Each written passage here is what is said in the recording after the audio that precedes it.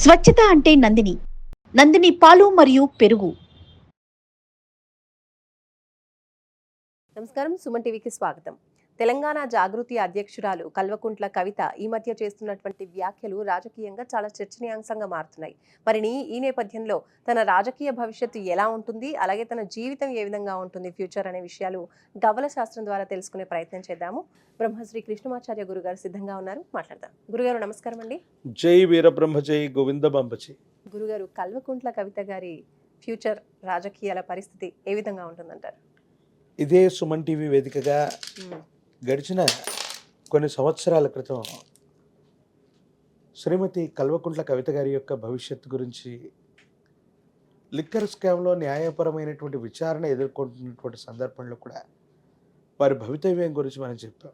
శ్రీమతి కల్వకుంట్ల కవిత గారు ప్రస్తుతం ఉన్నటువంటి దేశ కాలమాన పరిస్థితుల్లో బీఆర్ఎస్ ప్రతిపక్ష హోదాలో ఉంది, ప్రస్తుతం చాలా గడ్డు పరిస్థితులు ఎదుర్కొంటుంది.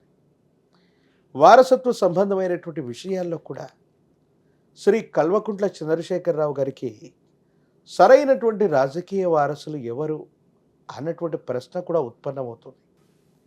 ఈ సందర్భంలో శ్రీమతి కవిత గారి యొక్క భవితవ్యం ఏ విధంగా ఉంది, వారి యొక్క భవిష్యత్తులో కేసీఆర్ గారి యొక్క తనయుగా వారసత్వ సంబంధమైన రాజకీయాల్ని అందిపుచ్చుకుంటుందా, ప్రతిపక్ష నేతగా కానీ సమీపమైన భవిష్యత్తులో ముఖ్యమంత్రి, మంత్రి, అమాత్యురాలు తత్సమానమైన స్థితిగతికి తాను వెళుతుందా లేదా అన్న విషయాన్ని గురించి మనం ఇప్పుడు తెలుసుకునేటువంటి ప్రయత్నం చేద్దాం.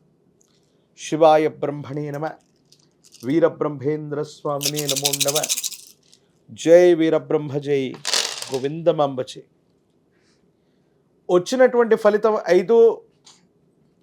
ఇది బుధుడికి సంబంధించినటువంటి ఫలితం. ప్రత్యేకించి మనం సంఖ్యాశాస్త్రాన్ని, ప్రశ్నాశాస్త్రాన్ని గురించి చెప్తూ ఉన్నటువంటి సందర్భంలో చాలా సందర్భాల్లో మనం చెబుతూ ఉంటాం,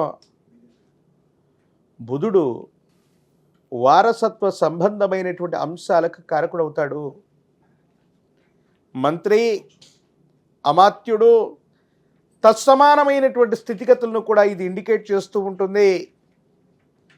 శ్రీమతి కవిత గారి యొక్క జాతకంలో ఉత్కృష్టవంతమైనటువంటి రాజకీయ సంబంధమైనటువంటి అఖండమైన రాజయోగం ఉంది.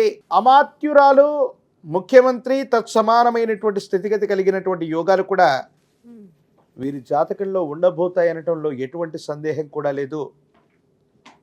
బీఆర్ఎస్ పార్టీ అవ్వచ్చు, కేసీఆర్ గారి యొక్క తనయుగా కావచ్చు, వారసత్వ సంబంధమైనటువంటి విషయాల్లో కేసీఆర్ గారి యొక్క వారసురాలిగా తనను తాను నిరూపించుకునేటువంటి ప్రయత్నాన్ని తప్పకుండా చేస్తుంది.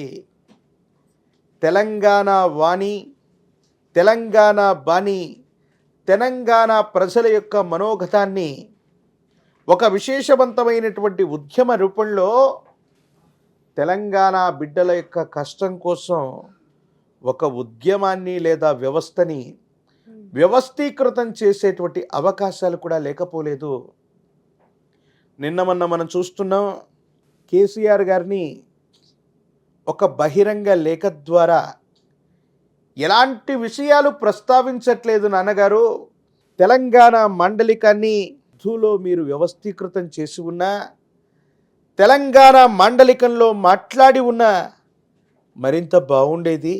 తెలంగాణ ప్రజల యొక్క కష్టాల కోసం ఏ ఏ అంశాల గురించి మీరు మాట్లాడింటే బాగుంటుందని వారి తండ్రి గారికే సూటిగా ప్రశ్నలు వేసినటువంటి నైజాన్ని మనం చూసాం. శ్రీమతి కవిత గారు అతి త్వరలో ఒక ఉద్యమం లేదా వ్యవస్థకి వ్యవస్థీకృతం చేసేటువంటి అవకాశాలు ఉన్నాయి. వారి యొక్క జాతకంలో అఖండమైనటువంటి రాజకీయ యోగాన్ని మనం చూడబోతున్నాం. కేసీఆర్ గారి యొక్క వారసత్వ సంబంధమైన రాజకీయంలో ఒక సక్సెస్ఫుల్ ఉమెన్ లీడర్గా ఎదగగలిగినటువంటి కార్యదక్షత కవిత గారి యొక్క జాతకంలో ఉండబోతుంది అన్నటువంటిది నా ప్రగాఢమైనటువంటి విశ్వాసం, అభిప్రాయం.